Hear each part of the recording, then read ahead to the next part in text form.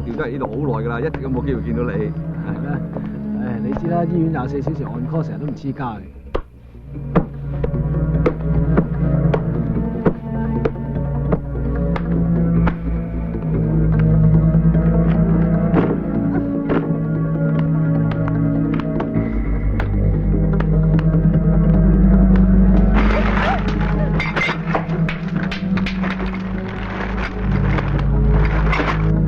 喂，話時話啦，你哋幾時結婚㗎？哦，我哋1989年1月26號結婚嘅。哦。